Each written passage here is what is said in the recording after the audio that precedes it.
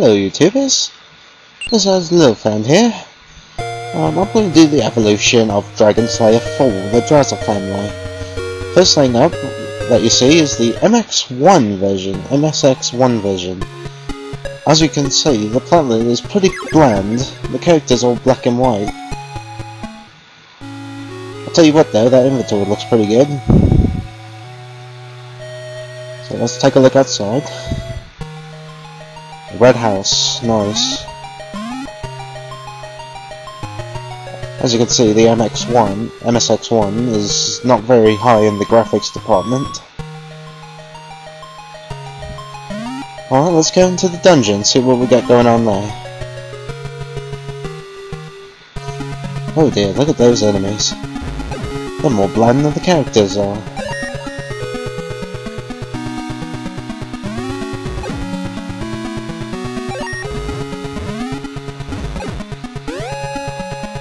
Ooh, poison. Don't want that.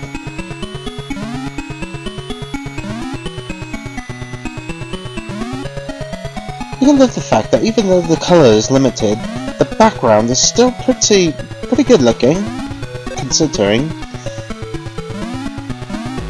Well, if you take a look at the background, and you take a look at the enemies, something wrong with that. Also, if you take a look at the top, you can actually see the Life Magic Key gold in the item bar. Unlike the other versions, this one only uses numbers. The other ones actually use bars. That tells you. Now we're going to move into the MSX2 version of the Dragonslayer IV Dragonslayer family.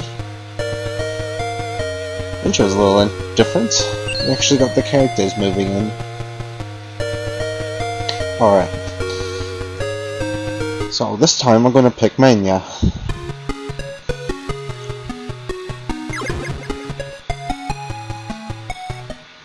Well, she's got more than one colour up to her. Still kind of bland though. You can also see the bars on the top. They different than the numbers. Items look pretty interesting, don't they?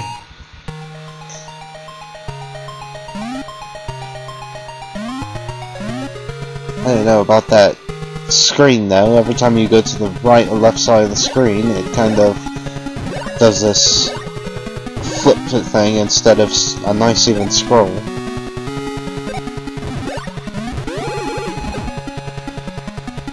The graphics aren't too bad here, compared to the last one, that is. Let's see what's in the treasure chest. Oh, I guess it's an enemy, isn't it? Oh, there's a key!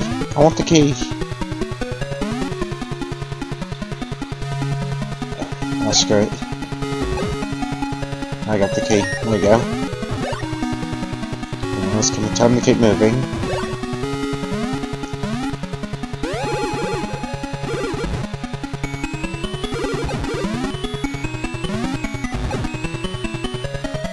I don't know, I like those items. Items are good. Don't want the poison.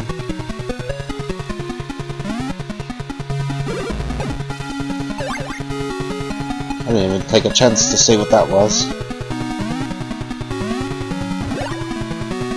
Ah! But you also notice you take fall damage. Well, what that means is if you fall a certain height, you actually get damage from it.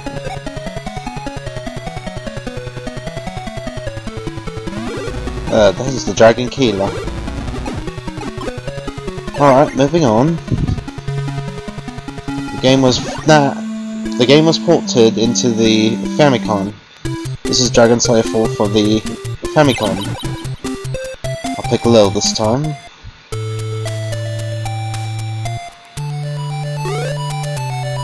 Ah, much better graphics. The items look a little compared to the last one.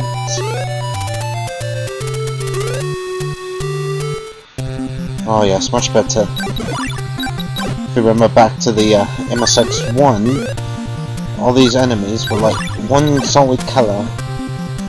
Not much to them. Still amazes me how high this skill can jump.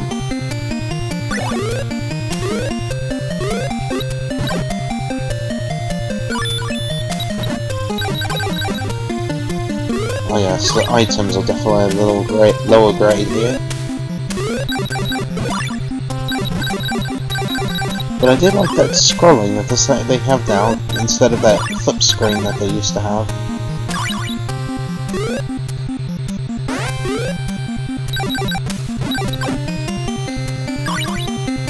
Some gold. And some magic. Oh, that's a little different. In fact, I think this whole dungeon is a bit different.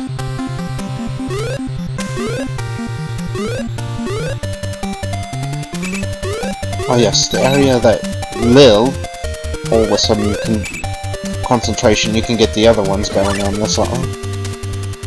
And now, the US ported version of the game, Legacy of the Wizard. It's pretty much the same thing. I'll pick Rose this time.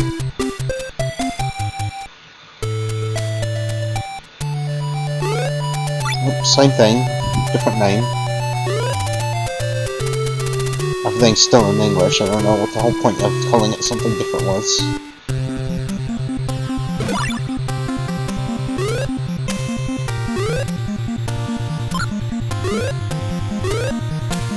Yeah, for a game that gives you damage for falling onto great height, they sure make a lot of holes that you fall down really far in.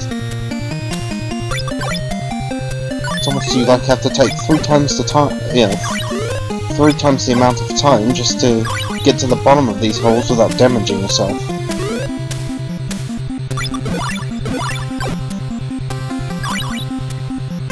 Of course, you got this one big hole over here that I have no idea how to get down without getting injured. It's just a drop. And 2, and 3.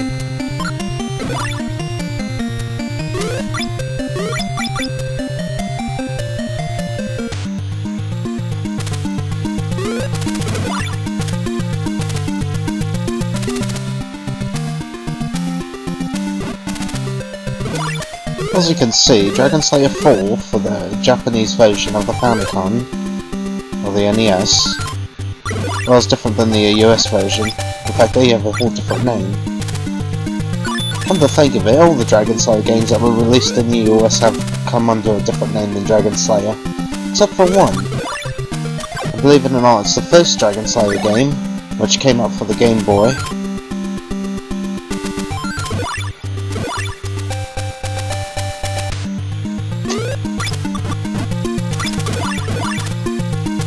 Pretty sure this is not his level, but I don't really care.